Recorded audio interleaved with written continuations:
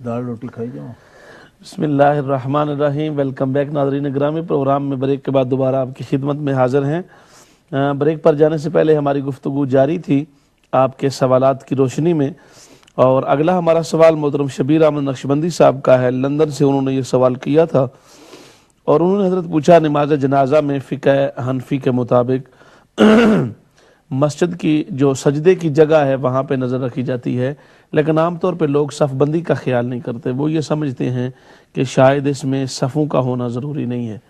تو اس پر آپ کیا فرماتے ہیں کہ باقاعدہ صفیں ہونی چاہیے یا تھوڑا بہت فاصلہ کم بھی ہو جائے تو اس سے کوئی حرج واقع نہیں ہوتا؟ بسم اللہ الرحمن الرحیم. صفیں ہونی چاہیے اور صفیں جو ہے بالکل درست ہونی چاہیے، ان میں کجی نہ ہو، صفیں ٹیڑھی نہ ہو. البتہ اگر بہت زیادہ رش ہو تو یہ ضروری نہیں ہے کہ مکمل سجدہ کی جو جگہ ہے، یعنی کہ ایک آدمی جہاں کھڑا ہے وہاں سے یعنی 4 فٹ کے فاصلے تک وہ جو ہے نا عموماً نماز کے لیے جو ہے 2 فٹ چوڑائی میں مصلے بنے ہوتے ہیں، 4 فٹ لمبائی میں بنے ہوتے ہیں. جی جی. تو ایک آدمی صف سے اگر یہ مطلب سمجھتا ہے تو نماز جنازہ کے لیے ایسا اگر رش وغیرہ کی صورت ہو تو ایسا ضروری نہیں ہے. اس سے کم بھی فاصلہ رکھ سکتے ہیں، لیکن صفیں ضرور ہوں، سیدھی ہوں، طاق ہوں. یہ آداب میں سے باقاعدہ سرکار دو عالم علیہ السلام. عبد الرحمان صاحب ہیں ہمارے ساتھ. کم لوگ بھی ہوں تو سرکار نے فرمایا 3 ہوں، 7 آدمی بھی ہوں تو 3 صفیں بنانے کی کوشش کریں. سبحان اللہ. 3 صفیں، کیونکہ 3 صفوں کے لیے سرکار نے یہ فرمایا کہ جس مومنہ کے لیے 3 صفیں ہوں گی تو اللہ تعالیٰ اس کی بخشش فرمائے. تو اس طرح طاق صفیں ہوں، سیدھی ہوں، اس میں کجی نہ ہو. عبد الرحمان صاحب ہیں لیوٹن سے. السلام علیکم. وعلیکم السلام ورحمۃ اللہ وبرکاتہ. جی عبد الرحمان صاحب. بنا تمہید کے سوال کروں گا، گستاخی معاف کیجیے گا. سوال یہ ہے کہ اکثر آج کل کے دور میں جو ہے وہ یہ بات مشہور کی جاتی ہے کہ میوزک جو ہے وہ ہر حال میں حرام ہے. یعنی میوزک ہو گیا، کسی بھی قسم کا دف بجانا یا کسی بھی قسم کا میوزک جو ہے وہ آج کل کے دور میں جو ہے وہ یہ بات ہوتی ہے کہ حرام ہے. ہم اگر اپنے علماء کا یا ہم اپنے پرانے اولیاء اللہ کا طریقہ دیکھتے ہیں، جس میں مولانا رومی رحمۃ اللہ علیہ ہو گئے، آج کے دور میں حضرت نظام کبانی رحمۃ اللہ علیہ ہو گئے، ہم ان لوگوں کا طریقہ دیکھتے ہیں تو یہ اس کے اندر بھی میوزک کا عنصر ہے اس کے اندر، کہ وہ اس میوزک سے ہی جو ہے وہ دین کی طرف لوگوں کو یا تو بلا رہے ہیں یا لوگوں کو اس طرف متوجہ کر رہے ہیں. اور لیکن کچھ احادیث لوگ پیش کرتے ہیں کہ اس کی وجہ سے یہ چیز نہیں ہے، یا تھوڑا سا کنفیوژن ہے ہمارے دوستوں کے اندر پیدا ہو گیا ہے. تو برائے مہربانی تھوڑا سا اس کو اگر آپ بہت شکریہ. ہاں جی حضرت، دوسرا ان کا سوال تھا کہ 73 فرقے ہوں گے اور صاف ظاہر ہے ان میں فرقہ ناجیہ تو ایک ہی ہے. اور یہ بڑی پیاری بات کی شبیر احمد نقشبندی صاحب نے کہ جو لوگ یہ کہتے ہیں کہ جی ہر کلمہ پڑھنے والے کو کے ساتھ اچھا ٹریٹ کرو اور ہر کلمہ پڑھنے والے کا عزت اکرام کرو اور اس کو یہ سمجھو وہ سمجھو، تو انہوں نے یہ بات صحیح کہی کہ وہ جو 72 فرقے دیگر دالہ فرقے ہیں وہ بھی کلمہ تو پڑھتے ہیں.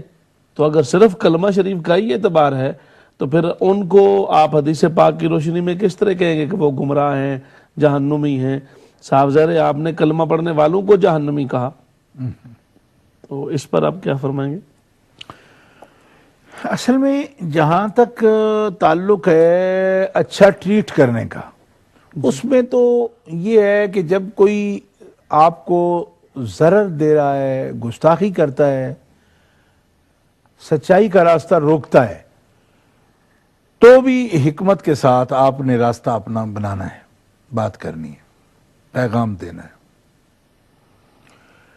لیکن اگر ایسا نہیں ہے تو نظریات کوئی بھی کوئی رکھتا ہو، آپ سے پناہ مانگے، امن کا طلبگار ہو،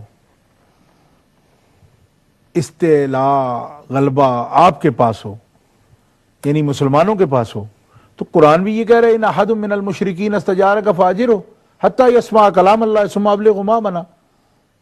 صدق اللہ العظیم. کہ مشرک بھی اگر تم سے پناہ طلب کر رہا ہے تو اسے پناہ دے دو، اور یہاں تک کہ پرامن ہوگا، تمہاری بات سنے گا، پھر تمہارے وہ نظریات پر آئے گا۔ اصل میں کلام وہاں شروع ہوتا ہے کہ ایک آدمی آپ کی جڑیں کاٹ رہا ہے، جی اپنی تبلیغ کر رہا ہے، جی اپنے غلط نظریات کو صحیح پیش کرنے کی کوشش کر رہا ہے، اور ساتھ ساتھ یہ مطالبہ بھی کر رہا ہے کہ نہ صرف مجھے سنو بلکہ مجھے پورا اعزاز کرو میرا۔ یہ زیادتی ہے۔ آپ مشترکات پر بات کر سکتے ہیں۔ اگر کسی معاشرے میں آپ رہتے ہیں، اس معاشرے کے جو سیاست مدنیہ جس کو کہتے ہیں فلسفہ کے اندر بھی جی تمدن کے مسائل ہیں، اس پہ آپ بات کر سکتے ہیں۔ یہاں ہم رہتے ہیں، ظاہر ہے کہ یہ ایک ملٹی کلچرل معاشرہ ہے اور ملٹی فیتھ لوگ ہیں، یہاں کے کئی نظریات کے لوگ ہیں، ایک گلی میں 10 نظریات کے لوگ رہتے ہیں۔ تو تمدن سوسائٹی کے جو مسائل ہیں آپ ان سے بات ہو سکتی ہے آپ کی، اور اسلام کو چھوت چھات کا مذہب نہیں ہے کہ اس کی بھی اجازت نہ دے کہ آپ ٹچ بھی کر جائیں گے کسی سے تو آپ پلیت ہو جائیں گے۔ یہ ہندو مت میں، اور وہ بھی خاص برہمن ہے جو اس قسم کا سوچتے ہیں، مسلمان یہ بات نہیں سوچ رہا۔ صحیح جی بات یہ ہے کہ دعوت دین کو روکا نہ جائے اور خام خواہ کا اسلام کا دین اسلام کی انسلٹ نہ ہو، ٹھیک ہے جی؟ یعنی موقع بے موقع اگلے دیکھتے بھی نہیں وہ انسلٹ کر رہے ہیں اور آپ خام خواہ دوستی بڑھانے کی کوشش کر رہے ہیں، تو اس میں اپنے دین کا آپ استخفاف کرتے ہیں، اس کی شان گھٹانے کی کوشش کرتے ہیں، ٹھیک ہے جی؟ بالکل تو صحیح۔ اس لیے بہتر سلوک کا جو مستحق ہے، مستحق کون ہے کہ جو اپنی حدود بھی سمجھتا ہے کہ مجھے دیکھیں نا، ایک آدمی سیدھا آپ کی محترم ہستیوں پر تنقید کرتا ہے اور ان کے کفر تک کی باتیں کرتا ہے، نفاق کی باتیں کرتا ہے ان کی، اور ساتھ ساتھ یہ مطالبہ بھی چھوڑتا نہیں کہ میرے سے اخلاق سے بات کیجئے، میرے سے اخلاق سے بات کیجئے۔ تو میری محفل میں بھی یہ بہت بڑا ظلم ہے حضرت، جی جی جی یہ ظلم عظیم ہے۔ اور ایسا شخص جو ہے، میں یہ سمجھتا ہوں کہ بہت بڑا وہ ایکٹر ہے، شاطر ہے، ایکٹر ہے، یعنی وہ صرف ایکٹ کر رہا ہے، اس کے اندر کوئی جذبہ نہیں ہے انسانیت کی تکریم کا۔ جی اس کا مطلب ہے وہ اپنی شرائط پر لوگوں کو جو ہے ایک طلسم میں لانا چاہتا ہے اور ایک اس کو جادوگری دکھاتا ہے۔ یہ غلط بات ہے۔ آپ کو اس بات کا احساس کرنا چاہیے کہ جہاں بیٹھتے ہوئے آپ کے دین کا نقصان ہو رہا ہے، آپ کی محترم ہستیوں کے بارے میں غلط باتیں کی جاتی ہیں، تو آپ کو یہ نہیں ہم کہتے کہ آپ اس وقت ان کی انسلٹ کرو، ہم یہ کہتے ہیں کہ ان سے الگ رہو۔ دیکھیں نا، الگ رہنے کی مطلب یہ نہیں کہ آپ کو ہم کاٹ رہے ہیں معاشرے سے، نہ، معاشرے میں اگر آپ رہتے ہیں اور اس کو اس وقت جواب دیتے ہیں تو لڑائی ہوگی۔ لڑائی سے بچنے، فتنے سے بچنے کا ذریعہ یہ ہے کہ اگر آپ ان کا دلائل سے اس وقت رد نہیں کر سکتے ہیں تو ایسی مجلسوں سے پرہیز کریں۔ اور قرآن یہ کہتا ہے لا تقعدوا بعد الذکری مع القوم الظالمین، سبحان اللہ، جی ولا ترکنوا الی الذین ظلموا فتمسکم النار۔ کیوں کہ اس طرح کے ظالموں کی مجلس میں بیٹھنے سے آگ آپ کو بھی چھوئے گی، جی آپ جہنمی ہو سکتے ہیں ان کے ساتھ بیٹھ کر۔ کیوں کہ اس لیے کہ ان کی بات کو اگر سن کے آپ لڑ پڑیں فتنہ ہوگا، نہ لڑیں آپ کا دین جاتا رہے گا۔ اس سے بہتر یہ ہے کہ آپ الگ۔ بعض لوگ یہ سمجھتے ہیں کہ یہ جو الگ رکھنے والی بات کر رہے ہیں یہ پتہ نہیں کیوں کر رہے ہیں، یہ فتنے سے بچنے کے لیے کر رہے ہیں، اس حکمت کی طرف کوئی غور ہی نہیں کرتا۔ وہ سمجھتے ہیں جی یہ بہت ظالم لوگ ہیں، یہ تو معاشرے میں سپلٹ کر رہے ہیں معاشرے کو، اور جناب تقسیم کر رہے ہیں معاشرے کو تقسیم نہیں کر رہے، فتنے سے بچانے کے لیے یہ کہہ رہے ہیں۔ اور اگر معاشرے میں دو طرفہ طور پر مشترکات پر بات ہو اور ان حدود کے اندر ہو کہ مثال کے طور پر کوئی مسئلہ ہے ڈرینج کا، کوئی نہروں کا، کوئی پانی کا فلڈ کا مسئلہ آ گیا ہے، کوئی ووٹوں کا مسئلہ ہے، کوئی کسی قسم کے مثلا صورتحال ہے، آپ سے کوئی ریفرینڈم ہو رہا ہے، ابھی ریفرینڈم ہوا ہے، انہوں نے کہا کہ ووٹ کا مسئلہ چینج کرنا چاہیے سسٹم یا نہیں کرنا چاہیے، ہم بھی اس ریفرینڈم میں شریک ہوئے، ووٹ بھی ڈالے ہیں ہم نے۔ جی تو دیکھیں جس ماحول میں، جس تمدن میں، جس سوسائٹی کے آپ ممبر ہیں اس کے آپ حقوق ادا کریں۔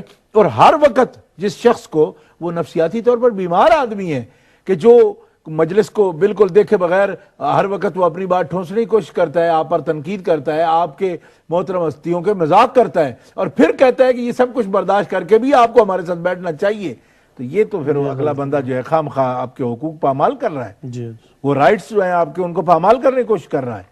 اور ایسی بات کا خیال کرنا بہت ضروری ہے اور فتنہ سے بچنے کے لیے ضروری ہے۔ اس لیے صرف نہیں ہے کہ ہم کوئی اس بات کو کہہ رہے ہیں کہ اس میں نفرت ہے، فتنے سے بچنے کے لیے بہت ضروری ہے کیوں کہ اگر اسی صورت میں اسی ٹیون میں اگر وہ جواب دیتا ہے لڑائی ہو سکتی، نہیں دیتا ہے تو ان ہستیوں کو جن کا ادب و احترام ہمارے لیے جزو ایمان ہے ہمارا، بلکہ جزو ایمان کیا کہوں کل ایمان ہے، سبحان تو ان کے بارے میں سن لیں گے تو ہمارا ختم ہو جائے گی اندر ہماری دینی غیرت ختم۔ تو سبحان اس سے بہتر یہ ہے کہ برے بندے دی صحبت جو ہے جویں دکان لوہاراں کپڑے باویں کچھ بھئیے چنگاں پہن ہزاراں۔ اور حضرت بہاؤالدین نقشبند سرکار نے تو حضرت عیسیٰ علیہ السلام سرکار کا یہ مقولہ نقل کیا ہے، آپ فرماتے ہیں کہ ناجنس کی جو صحبت ہے مجلس ہے اس سے تو سانپ کی مجلس بہتر ہے، کیوں؟ اس لیے کہ سانپ ڈسے گا تو ہم مر جائیں گے، اور اگر ناجنس نے بدعقیدہ نے ڈس لیا تو موت بھی حرام کر دے گا، یعنی وہ کم از کم مرنے جو ہے نا مرنے کے لیے یہ ہوا کہ زندگی کا تو نقصان ہوا مگر ایمان کا نقصان تو نہیں ہوا، صرف زہر ہی چڑھا ہے نا، اس کا زہر چڑھ گیا بدعقیدہ کا تو یہ تو موت بھی حرام کر دے گا۔ سبحان۔ جی دوسرا حضرت ان کا سوال یہ تھا انعم اللہ علیہم والی آیت کریمہ انہوں نے پڑھی من النبیین والصدیقین والشہداء والصالحین، تو اس آیت کریمہ سے سیدنا صدیق اکبر رضی اللہ تعالی عنہ کا حوالہ کس طرح؟ جی ہاں یہ شبیر صاحب کا سوال ہے۔ جی بالکل، دیکھیں انعم اللہ علیہم سیدھی سی بات ہے کہ اللہ احکم الحاکمین جل وعلا نے مسلمانوں کو یہ حکم فرمایا ہے کہ دعا کریں، اور جن بندوں پر اللہ نے انعام فرمایا ان کا راستہ جو ہے اللہ احکم الحاکمین جل وعلا سے ان کے راستے پر چلنے کی اور ان کے راستے کی پہچان کی توفیق مانگے، اہدنا الصراط المستقیم، اور پھر اس کی تشریح صراط الذین انعمت علیہم۔ اچھا، یہ اللہ کا خاص کرم ہے کہ انعمت علیہم پر پھر بات کو چھوڑ نہیں دیا گیا، دوسرے مقام پر اس کی تشریح کر دی کہ جن پر انعام ہے تیرا وہ کون ہے، تو فرمایا وہ النبیین والصدیقین والشہداء والصالحین وحسن اولئک رفیقا، تو اس میں درجات بیان کیے ہیں۔ پہلا منعم علیہ جن پر اللہ کا انعام ہوا، اول انعام یافتہ انبیاء کرام ہیں، سبحان اللہ، ان کے بعد انعام یافتہ صدیقین ہیں، اور حضرت ابوبکر صدیق کا امتیازی طور پر نام ہی صدیق اکبر ہے۔ تو یہ بھی معلوم ہوتا ہے صدیقین میں کہ صدیقین چونکہ جمع کا ہے نا سیگا، جی تو معلوم ہوا صدیقین ہیں، اور بھی صدیق ہیں، مگر یہ جو یار غار صدیق ہے یہ صدیق اکبر ہے، صدیقوں کا بادشاہ ہے۔ تو اس لیے انبیاء کرام علیہ السلام کے بعد جس ہستی کا سب سے بلندتر مقام ہے وہ حضرت ابوبکر صدیق رضی اللہ تعالیٰ عنہ ہیں۔ یہ تمام اجلہ ائمہ نے اس پر، حضرت امام ابو الحسن اشعری رحمۃ اللہ تعالیٰ علیہ جو اہل سنت کے مقتدا و پیشوا ہیں، امام ابو منصور ماتریدی رحمۃ اللہ تعالیٰ علیہ، اور فقہ میں حضرت امام اعظم ابو حنیفہ رحمۃ اللہ علیہ سرکار نے فقہ اکبر میں بھی، اور اسی طرح شرح عقائد میں، یعنی اصول کی کتابیں فروع کی کتابیں بھری پڑی ہیں کہ اس پر امت کا اجماع ہے سبحان اللہ، کہ بعد از انبیاء جو بزرگ ترین ہستی ہیں وہ حضرت سیدنا ابوبکر صدیق رضی اللہ تعالیٰ عنہ ہے۔ اور یہ بات بار بار دہرائی گئی پہلے بھی کہ اس مسئلے پر جو ہے نا حضرت مولا علی شیر خدا کے نوٹس میں یہ بات آئی تھی کہ کچھ لوگ مجھے ان سے افضل کہتے ہیں، تو آپ نے برملا یہ کہا تھا کہ اگر مجھے کسی نے صدیق اکبر پر یا شیخین پر فضیلت دی، میں نے کوئی بندہ ایسا پایا تو میں اسے مفتری کی حد لگاؤں گا، 80 کوڑے ماروں گا میں، یہ آپ نے فرمایا۔ حضرت امام احمد بن حنبل نے بھی اس حدیث کو روایت کی ہے۔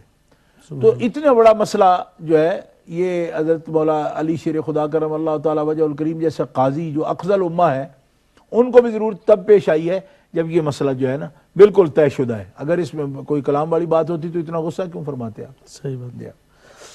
یہ حضرت ایک سوال تھا غلام احمد صاحب کا کہ آمنہ نور نام ہے، جی تو کسی نے کہا ہے کہ نور آمنہ ہونا چاہیے، آمنہ نور نہیں ہونا چاہیے، اس سے کوئی فرق نہیں پڑتا، آمنہ نور ہے اللہ کے فضل و کرم سے، اور نور آمنہ ہے، اور نور آمنہ ہے، نور آمنہ ہوگی پھر، جی تو آمنہ نور جی اس کا مطلب ہے یہ آمنہ نور ہے، جی، اور یہ نور آمنہ ہے تو تب بھی مطلب ہے کہ آمنہ کا نور ہے، تو اس میں حرج کوئی نہیں ہے، کیونکہ جو نور والی عورتیں ہیں نا جن کو رب جل وعلا نے بہت نور عطا فرمایا ہے، میں تو یہ کہوں گا کہ اگر نبی کریم علیہ الصلوۃ والسلام کے قرب پاک کی نسبت سے دیکھا جائے نا تو حضرت سیدہ مخدومہ کونین سیدہ آمنہ طیبہ طاہرہ رضی اللہ تعالیٰ عنہ کا مقام بہت ہی بلند ہے. جی ہاں، احادیث مبارکہ میں سرکار دو عالم علیہ السلام نے حضرت سیدہ مریم بنت عمران، حضرت عیسیٰ علیہ السلام کی والدہ، حضرت آسیہ بنت مزاحم جو فرعون کی بیوی ہیں، قرآن نے بھی ان کا بیان کیا ہے، اور حضرت مریم کا بھی حدیث میں بھی آیا. نبی پاک علیہ السلام نے ان کے بعد حضرت خدیجہ کا مقام بیان کیا، ان کے بعد حضرت سیدہ فاطمہ الزہرا بنت رسول کریم کا مقام، 4 عورتوں کا بیان نبی کریم علیہ السلام نے کیا. اور جس حیثیت سے فرمایا ہے بالکل اس پر آمنا و صدقنا سارے مسلمانوں کا ایمان ہے. لیکن ماں کا بیٹا جو ہوتا ہے وہ جز ہوتا ہے. اس نسبت پاک سے اگر دیکھا جائے کہ وجود محمدی کی جو تشکیل ہے، سرکار دو عالم علیہ السلام کے وجود اقدس کی جو تخلیق ہے رب جل وعلا نے، وہ جن کے گوشت اور خون سے کی ہے، ان کا ایک خاص مقام ہے. اور مخدوم دارین ہیں وہ. اور ثقلین میں ہر بندہ جو بھی نبی کریم کی عظمت کا قائل ہے، اور ہے کروڑوں میں ہیں بندے، تو وہ سارے کے سارے حضرت مخدوم دارین کی عظمت کے قائل ہیں. اور یہ غالباً ان کا نام غلام تھا، جی تو انہوں نے نام جو ہے آمنہ نور بہت اچھا نام رکھا ہے، بہت پیارا نام رکھا ہے. MashaAllah. So Ghulam Ahmad Sahab, you listened the answer, and the answer was Noor. Basically, it's infinitive from Arabic language, and it can be used both the way. If you say Amina Noor, it will be qualitative compound, and if you say Noor Amina, so then it will be attributive compound. So both tarakib and both composition are right, correct. There is no difference. You can use the both of the way, and the name you have already named, it's okay and correct. You can keep it on. Thank you for joining the program, and this was the answer for your question. راجہ علی صاحب نے حضرت Manchester سے پوچھا کہ ایک دوست کام کرتا ہے دکان پر، اور جس دکان پہ کام کرتا ہے وہاں وہ دوسرا خنزیر کا گوشت وغیرہ بھی ہے، تو ایک تو کیا وہاں کام کرنا جائز ہے، دوسرا کہ وہاں درود شریف پڑھ سکتا ہے؟ یہاں دکانیں اس قسم کی دیکھی گئی ہیں کہ بڑی بڑے بازار ہیں، بازار نام دکان ہے اس کا، جی تو مختلف اس کے ڈپارٹمنٹ ہیں. تو یہاں کا جو معاملہ ہے اس کے مطابق اگر یعنی حصے مختلف ہیں اور لوگوں کی ڈیوٹیاں بھی مختلف ہوتی ہیں، یعنی یہاں میں نے دیکھا ہے کہ کئی تو بڑے بڑے بازار ہیں جی ایک چھت کے نیچے، ایک چھت کے، یہ یہاں ہی آ کے دیکھا ہے. پاکستان میں ایسا نہیں تھا. پاکستان میں اب کچھ تھوڑے تھوڑے بن رہے ہیں، مگر یہاں میں نے دیکھا کہ بڑے بڑے بازار ہیں. ان کے اندر میں کبھی اگر جانے کا اتفاق ہو نا، کم ہی جاتا ہوں، لیکن کبھی جاؤں تو چل چل کے اس کے اندر تھک جاتا ہے بندہ، یعنی کئی میلوں میں بن جاتا ہے وہ، اس طرح پر بنے ہوئے ہیں گھیرے اس کے اور عجیب. تو اس طرح میں یہ سمجھتا ہوں کہ اگر کسی حلال حصے میں ڈیوٹی ہو کسی بندے کی، حرام حصے کی طرف نہ ہو، تو یہاں کے ماحول میں یہ وہی ملٹی کلچر ماحول کی بات کر رہے ہیں نا، تو وہ اس کو جو ہے نا ایک حصے میں اگر وہ ملازمت کرتا ہے تو وہاں کرنے کی گنجائش ہو سکتی ہے. البتہ حرام حصے میں ملازمت ہے اس کی اور وہاں ہی کھڑے ہو کے وہ تلاوت کرتا ہے، جی تو یہ ٹھیک نہیں ہے. اس سے پرہیز کرنا چاہیے، اور ایسے شخص کو کوشش کرنی چاہیے کہ جلد از جلد جو ہے نا اس کو خالص حلال کاموں کے لیے جو کام ہے ان میں نوکری مل جائے. شبیر احمد نقشبندی صاحب کا حضرت ایک سوال یہ تھا کہ جو لوگ قرآن مجید کو اصلی شکل پر نہیں مانتے